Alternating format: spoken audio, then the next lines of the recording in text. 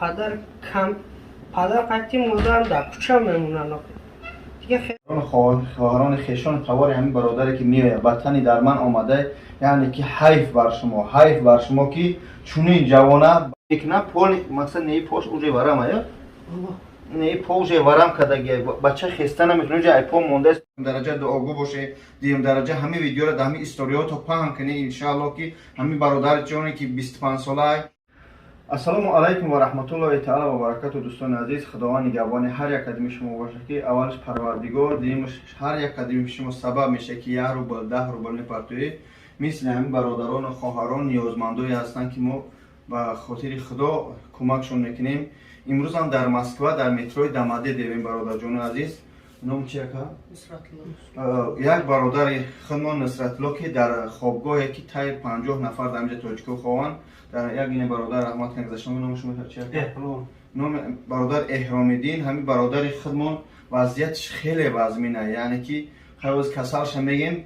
خلاصه از اینکه در همین پدول جاش کرده نگهبینش داره وضعیت جربی خیلی بگیم با تلاوبود انسانی جوابگون است. خیلی که میگیم ما الحمدلله یکمش مسلمانیم، دیمش که تاجیکیم، ناموس داریم که ناموس تاجیکی که همه وقت تاجیکی خود ما هیچگاه مثل که همون سپارسمنتو را دستگیری میکنیم.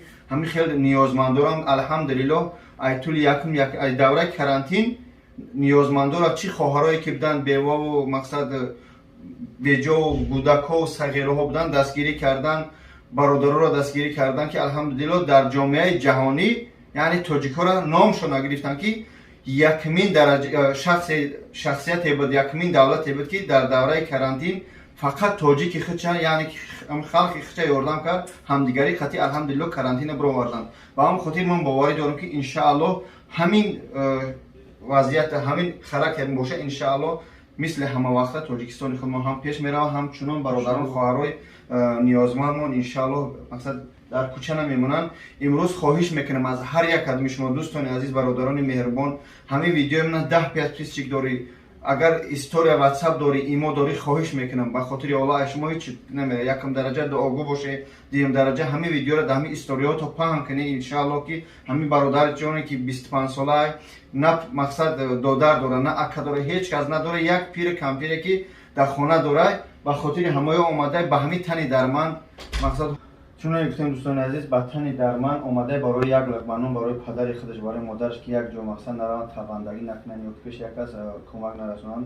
برادران خواهران خیشان توار همین برادری که میآید به تنی درمان اومده، یعنی که حیف بر شما که چونین جوانه به همین یاشی به همین تنی درمان که مقصد تای 38,000 سومانی بلیت گرفته اومده 15,000 سومانی از بانک خرج کرده. مقصد که حیف بر شما که نگهبانی نمیکنه. شما فکر نکنید که خانه و در دوره فرزندای شما مخیران نگردن این گشنه و تشنه در این شهر مردم در مقصد در مردم و این حال گشته است شما و او لقمه شما حلال میگرده و روز قیامت شما در او کارتو برای این مقصد نیبلگدرنی برای خدمت نکردن در خیش تواریختون پیش پروردگار جواب نمیدید. و هم خاطر دوستان عزیز برادر پیش تا بیار.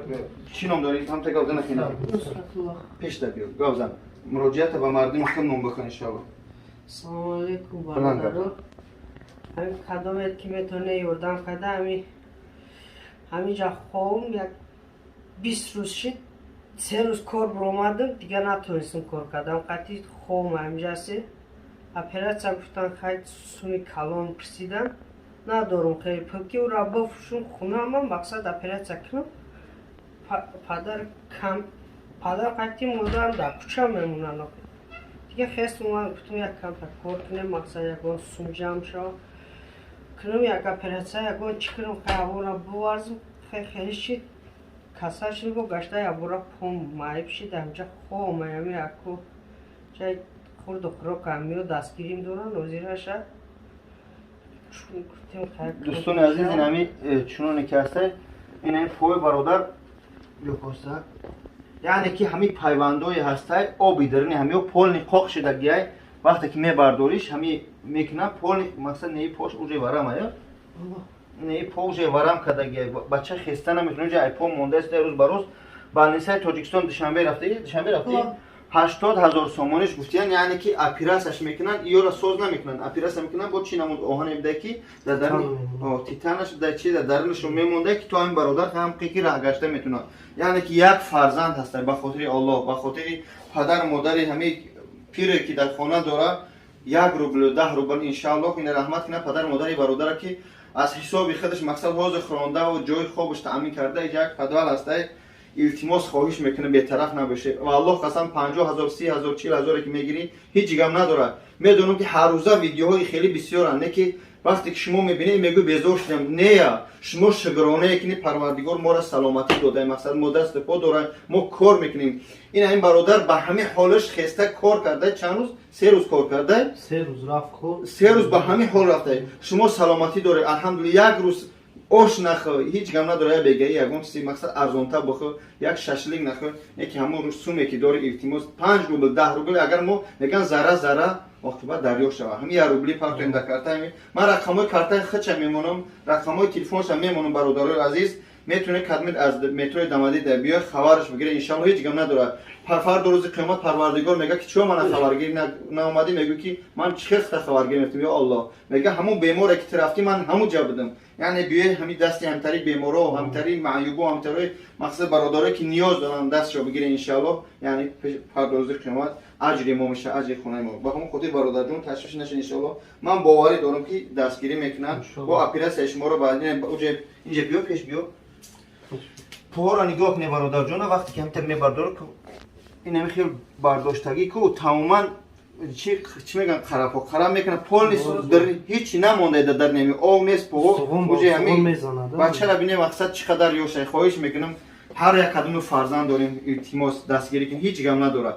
бигзор ҳамин видеоҳои мо дар дили касе ки набошад, касе мегзаронаш, ақаллан историяш кунед, хитам тамошош намекунед. хоҳиш мекунам саломат бошед бародари азиз ки бисёри баъд видеом дарозтар омад, барое ки дилум месӯзад, дили ҷигарум месӯзад. вақте ин ҳолҳоро мебинед дар ин шаҳрҳои ғарибӣ, ин хеле мушкил аст. ман ҳар рӯза дар дарини ҳамин мардум кор кардастем, алҳамдулилла. ҳиҷома то иҷа то дуохонӣ хай ҳастам, хориё мекунам.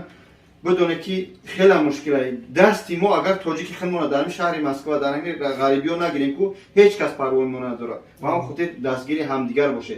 باقی در امان خدا. السلام علیکم و رحمت الله. سلامت.